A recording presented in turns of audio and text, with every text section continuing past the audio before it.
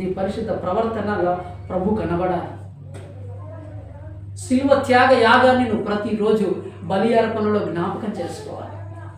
నా కొరకు ఇంతగా త్యాగాన్ని చేసిన దేవా, నీ కోసం నేను ఎంతగా చేయాలి. ఆయన ఏమన్నా పెద్ద పెద్ద ఏమన్నా అప్పచెప్తున్నాడు పనులు నీకు? అబద్ధాలు ఆడక బిడ్డ, మోసం చేయక బిడ్డ, నీతిగా బ్రతుకు బిడ్డ.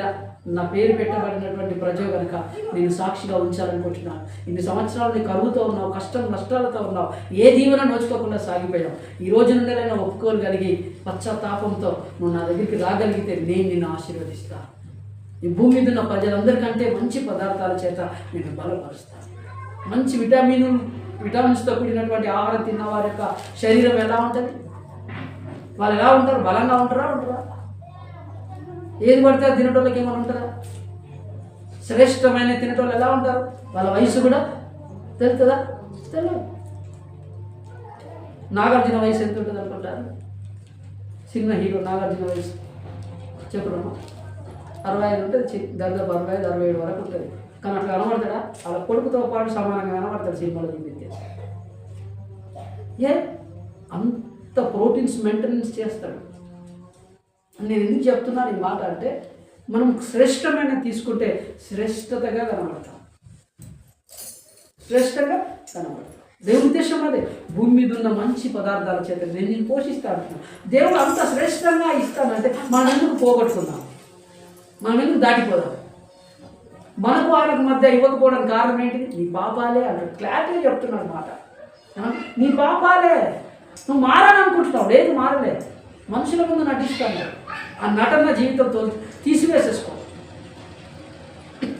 నువ్వు ప్రార్థన చేయని వ్యక్తి, నీకు అర్థమవుతుందా?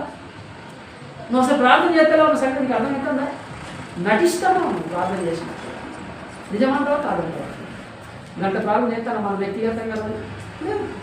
మనం అడుగుతారా ఎందుకు ప్రార్థన చేస్తారేమో అని ఎవరైనా చదువుతారా? లేదు, అడగరు. ఎవరు అడగరు నేను. కానీ నీ ప్రార్థన నీ ఇంటికి ఎగిరాక మంచి పదార్థాలు తీసుకొచ్చే ఆధారం. నువ్వు అడగంటే అమ్మ కూడా అన్నం పెడుతుందా? అడుగుడే మీకు దేవుడు అంటున్నాడు లేదు. మనం అడగట్లేదు దేవుణ్ణి, మనము అడగట్లేదు దేవుడిని. మన వంటి మానవ స్వరూపం కలిగినటువంటి ఏలియా కూడా ఆయన ఏమైందంట? ప్రార్థన చేస్తే ఆకాశం నుండి అగ్ని అన్నదా లేదా లేఖనంలో? ఆయన మనలాంటి స్వభావం కలిగిన వాడే. కానీ ఆయన ప్రార్థన చేస్తే ఆకాశపు అగ్ని దిగిందంట. ఏమైంది? ఆకాశపు అగ్ని దిగింది. మనం ప్రార్థన చేస్తే ఉందా ధైర్యం? ఉందా ధైర్యం? ఈరోజు ప్రభు అంటున్నాడు, నీ ఇంటికి నువ్వేం కావాలి? నీ ఇంటికి నువ్వేం కావాలి? మంచి పదార్థాలను తీసుకొని రాగలిగినటువంటి ప్రార్థన అర్పణ అనిపించే వ్యక్తిగా హల్లెలూయా. నీటిలో అక్కర్లు, నీటిలో ఔషధులు, నీటిలో వచ్చే శ్రమలకు సంబంధించిన సమస్తానికి బాధ్యత కలిగిన వ్యక్తి. ఎందుకు? నువ్వు ఆయన బిడ్డవు కనుక. నువ్వు ఆయన బిడ్డవు కనుక ఒక బాధ్యత కలిగిన పాత్రగా పోషించి వాటన్నిటి విషయమై ప్రభున్నాడు. ఆయన అంటున్నాడు, నేనే నీ కాలు ఇస్తాను.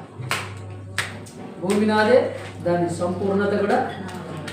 భూమి సంపూర్ణత ఎవడా? ఏమో ఎవరని చెప్తున్నాడు? నాదే. మరి భూమి మీద మనం బ్రతుకుతున్నాం, మనకు కావాల్సినవన్నీ కూడా ఇచ్చేవారు లేదు. మనం అడుగుతున్నాం, మరి మనం అడుగుతున్నాం లేదు. మన ప్రార్థనలో అంతా వైరాగ్యమేం లేదు. చేస్తున్నామంటే ఒక 2-3 మాటలు అలా చేస్తున్నాం, అట్లా కాదట. పొందుకునేంత వరకు ప్రార్థన ధూపం ఆపాలి. ఏం కావాలట? నైవేద్యము ఇంపైన సువాసనగా మారబడాలి. ఆ వాసన మారబడాలంటే అది అగ్నిలో పూర్తిగా ఏం కావాలి? కాలిపోవాలి. అంటే మనం ప్రార్థనలో ఏం కావాలి? ప్రార్థనలో ఏం కావాలి? నలిగిపోవాలి. మన మోకాళ్ళు ప్రార్థన ద్వారా నలిగిపోవాలి. అప్పుడు ఇంపైన సువాసనగా దేవునికి అనుగ్రహింపబడతాం. అప్పుడు దేవుడు దాచిన మేలులన్నిటి చేత మనం నింపబడతాం. బలిపీఠాన్ని చూసినప్పుడల్లా, ఇది చూసినప్పుడల్లా నీకేం గుర్తు రావాలి? ఏమో ప్రార్థన చేసే వ్యక్తివా కాదా, బలులు అర్పించే వ్యక్తివా కాదా అనే సంగతి నీకు గుర్తు రావాలి. నీ కుటుంబానికి క్షేమం ఇచ్చేది దేవుడు, నీ కుటుంబానికి ఆరోగ్యం ఇచ్చేది దేవుడు, నీ కుటుంబంలో అవసరతలు తీర్చేది దేవుడు, నీ కుటుంబానికి కావాల్సిన సమృద్ధిని ఇచ్చేది దేవుడు, నువ్వు చేసే చేతి పనులను దీవించేది దేవుడు, నీకు సంబంధించిన ప్రతి దానిని ఆశీర్వదించేది దేవుడే.